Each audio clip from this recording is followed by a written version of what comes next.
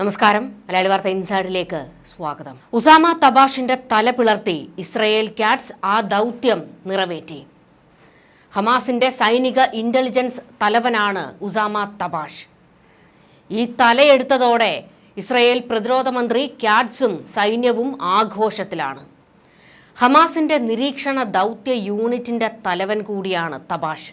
അത്ര നിസാരക്കാരനല്ല ഈ ഭീകരൻ.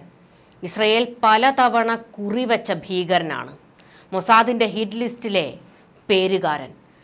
2023 ഒക്ടോബർ 7 ആക്രമണത്തിൽ ഇസ്രയേലിലേക്കുള്ള നുഴഞ്ഞുകയറ്റം ആസൂത്രണം ചെയ്യുന്നതിലും ഏകോപിപ്പിക്കുന്നതിലും നിർണായക പങ്ക് വഹിച്ചയാളാണ് തബാഷ്. 2023 ആക്രമണത്തിലെ സൂത്രധാരന്മാരെയെല്ലാം തെരഞ്ഞുപിടിച്ച് തീർക്കുമെന്ന് പ്രതിജ്ഞയെടുത്തിറങ്ങിയതാണ് ഇസ്രയേൽ. ഇസ്രയേലിന്റെ കയ്യിൽ നിന്ന് പലതവണ വഴുതിപ്പോയതാണ് തബാഷ്. അന്ന് യഹിയ സിൻവർക്കൊപ്പം ഉസാമയുടെയും തല ചിതറിയേനെ. എന്നാൽ അവസാന നിമിഷം തബാഷ് ഗാസയിൽ നിന്ന് റഫയിലേക്ക് പോയപ്പോഴാണ് ആ ബിൽഡിങ്ങിൽ ആക്രമണം നടന്നതും യഹിയ കൊല്ലപ്പെട്ടതും. അന്ന് തലനാരിഴയ്ക്ക് രക്ഷപ്പെട്ട ഉസാമ തബാഷ് ഇന്നിപ്പോൾ ഇസ്രയേലിന്റെ കയ്യിൽ പിടഞ്ഞു മരിക്കുകയായിരുന്നു. തെക്കൻ ഗാസയിലെ വ്യോമാക്രമണത്തിലാണ് ഉസാമ തബാഷിനെ കൊലപ്പെടുത്തിയതായി ഇസ്രയേൽ സേന പ്രഖ്യാപിച്ചത്.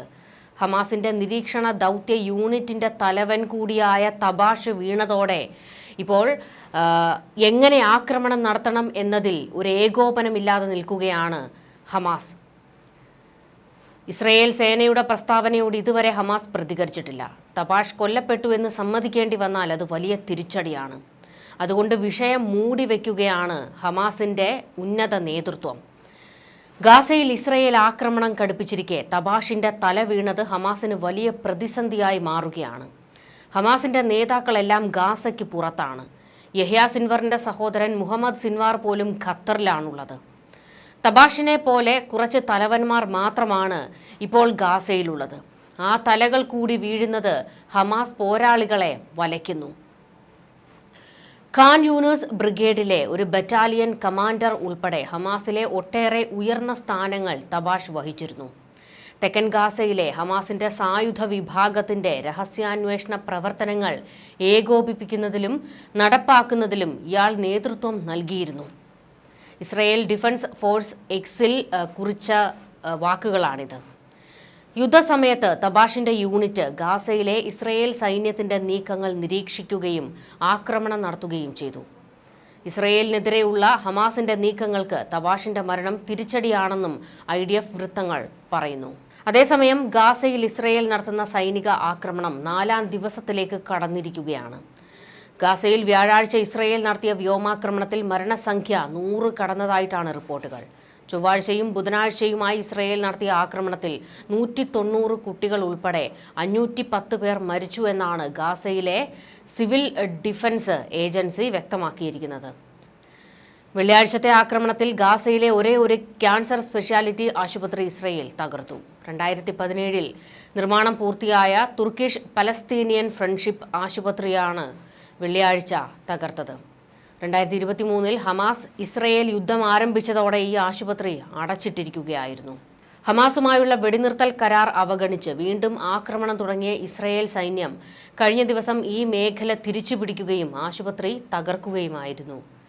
ഗാസയിൽ വീണ്ടും ആക്രമണം തുടങ്ങിവെച്ച ഇസ്രയേൽ കത്തിക്കയറുകയാണ്.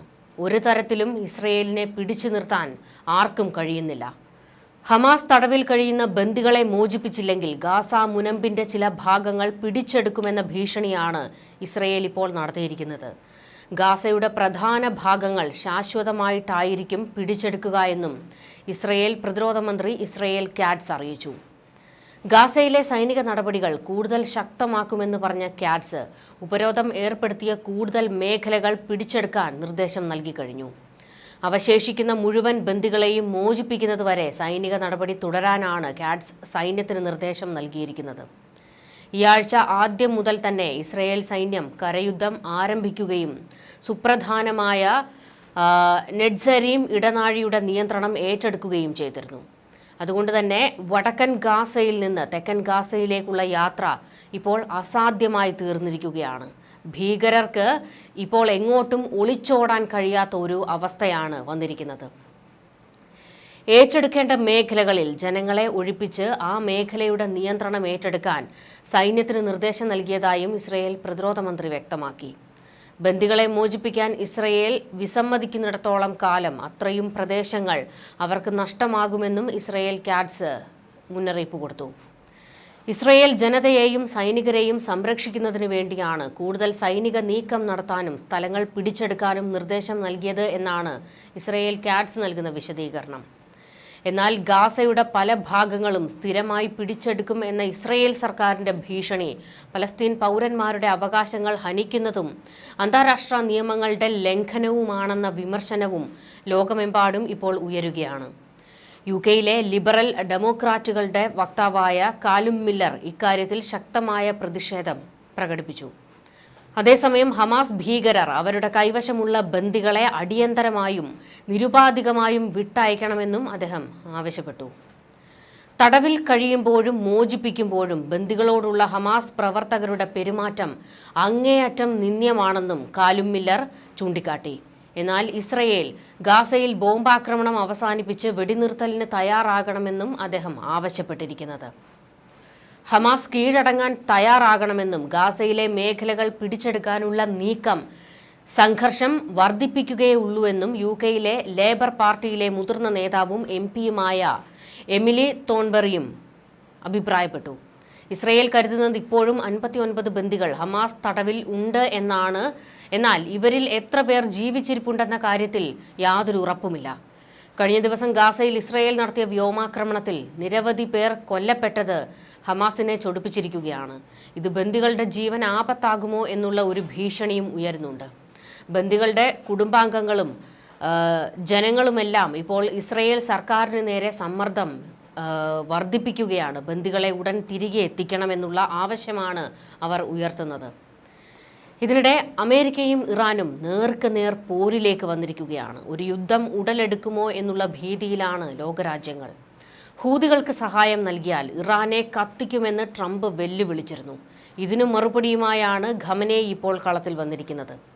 യമനിലെ ഹൂതികൾ ഉൾപ്പെടെ മിഡിൽ ഈസ്റ്റിൽ ആരും ഇറാനെ പ്രതിനിധീകരിക്കുന്നില്ല എന്ന് ഖമനേയി വ്യക്തമാക്കി. ഇവരെല്ലാം സ്വന്തം ഇഷ്ടപ്രകാരമാണ് പ്രവർത്തിക്കുന്നതെന്നും അദ്ദേഹം പറഞ്ഞു. യമന് അവരുടേതായ താൽപ്പര്യങ്ങൾ ഉണ്ടാകും. മേഖലയിലെ മറ്റ് തീവ്രവാദ ഗ്രൂപ്പുകൾക്കും അവരുടേതായ ലക്ഷ്യങ്ങളുണ്ടാകും. ആരുമായും തർക്കമോ പോരാട്ടമോ ഞങ്ങൾ ആരംഭിച്ചിട്ടില്ല. ആരെങ്കിലും ഞങ്ങൾക്കെതിരെ വരികയാണെങ്കിൽ അവർക്ക് കനത്ത തിരിച്ചടി നൽകുമെന്നും ഖമനേയി പറഞ്ഞു. ഹൂതികൾ നടത്തുന്ന ആക്രമണങ്ങളിൽ ഇറാനെ കുറ്റപ്പെടുത്തി US പ്രസിഡന്റ് ഡൊണാൾഡ് ട്രംപ് കഴിഞ്ഞ ദിവസമാണ് രംഗത്ത് വന്നത്. ഹൂതികൾക്ക് ആയുധം നൽകരുതെന്ന് ട്രംപ് വീണ്ടും ഇറാന് മുന്നറിയിപ്പ് നൽകിയിരുന്നു. ഹൂതികൾക്കുള്ള ആയുധങ്ങളും പിന്തുണയും ഇറാൻ കുറച്ചിട്ടുണ്ടെന്നും തെളിവുകൾ നൽകാതെ ട്രംപ് അവകാശപ്പെട്ടു. ഹൂതികൾക്ക് ആയുധം നൽകുന്നത് പൂർണ്ണമായും ഇറാൻ ഉടൻ അവസാനിപ്പിക്കണമെന്നും ട്രംപ് വ്യക്തമാക്കുകയായിരുന്നു. യമൻ ആസ്ഥാനമായ ഹൂതി വിമതരെ ഉന്മൂലനം ചെയ്യുമെന്ന് മുന്നറിയിപ്പ് നൽകി US പ്രസിഡന്റ് ഡൊണാൾഡ് ട്രംപ് കളത്തിൽ വന്നതിന് പിന്നാലെയാണ് ഇറാന് നേരെയും ട്രംപ് തിരിഞ്ഞത്.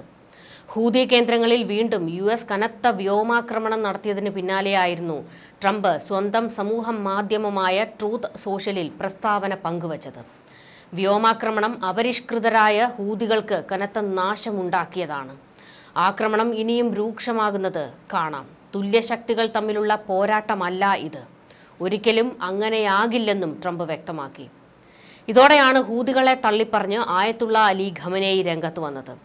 ഒരു ദശാബ്ദത്തിലേറെയായി സൗദി നേതൃത്വത്തിലുള്ള സഖ്യവുമായി ഹൂതികൾ ഏറ്റുമുട്ടുകയാണ്. 2023 ഒക്ടോബർ 7 ഹമാസ് തീവ്രവാദികൾ ഇസ്രയേലിലേക്ക് കടന്നുകയറി ആക്രമണം നടത്തിയതിന് പിന്നാലെ പലസ്തീൻ ജനതയ്ക്ക് പിന്തുണ പ്രഖ്യാപിച്ചുകൊണ്ട് ഹൂതികൾ ചെങ്കടലിലൂടെ കടന്നുപോകുന്ന പല കപ്പലുകളും ആക്രമിക്കുകയാണ്. കൂടാതെ ഇസ്രയേലിലേക്ക് നിരന്തരമായി ഡ്രോണുകളും മിസൈലുകളും അവർ അയക്കുന്നു. ഇതിന് ഇസ്രയേൽ കനത്ത തിരിച്ചടിയും നൽകിയിരുന്നു. ഹൂതി വിമതർ ചെങ്കടലിൽ കപ്പലുകളെ ആക്രമിക്കുന്നത് നിർത്തുന്നതുവരെ യമനിൽ ആക്രമണം തുടരുമെന്നാണ് അമേരിക്ക പ്രഖ്യാപിച്ചിരിക്കുന്നത്. ആക്രമണം നിർത്താനും അല്ലാത്ത പക്ഷം ഇതുവരെ കണ്ടിട്ടില്ലാത്ത വിധത്തിലുള്ള നാശം ഹൂതികൾക്ക് മേൽ വരുത്തുമെന്നും ട്രംപ് മുന്നറിയിപ്പ് കൊടുത്തു. നിങ്ങളുടെ സമയം കഴിഞ്ഞു. ഇന്നു മുതൽ നിങ്ങളുടെ ആക്രമണം നിർത്തുക. അല്ലാത്ത പക്ഷം ഇതുവരെ കണ്ടിട്ടില്ലാത്ത വിധത്തിൽ നിങ്ങൾ നരകം കാണുക തന്നെ ചെയ്യും. എന്നാൽ ഗാസയിലേക്ക് അവശ്യ വസ്തുക്കൾ കടത്തിവിടുന്നത് തടഞ്ഞ ഇസ്രയേലിന്റെ കപ്പലുകളെ ആക്രമിക്കുമെന്ന് ഹൂതികൾ തിരിച്ചടിക്കുകയാണ്. ഗാസയിൽ ഇസ്രയേൽ നടത്തുന്ന എല്ലാ സൈനിക നടപടികളും നിർത്തിവെക്കണം. അതുവരെ തങ്ങളും ചെങ്കടലിൽ നിന്ന് ആക്രമണം നിർത്തില്ല എന്നാണ് ഹൂതികൾ പ്രഖ്യാപിക്കുന്നത്. മുച്ചൂട് മുടിക്കുമെന്നാണ് ട്രംപ് ഇതിനു മറുപടി കൊടുത്തിരിക്കുന്നത്. ന്യൂസ് ഡെസ്ക് മലയാളി വാർത്ത ഇൻസൈഡ്.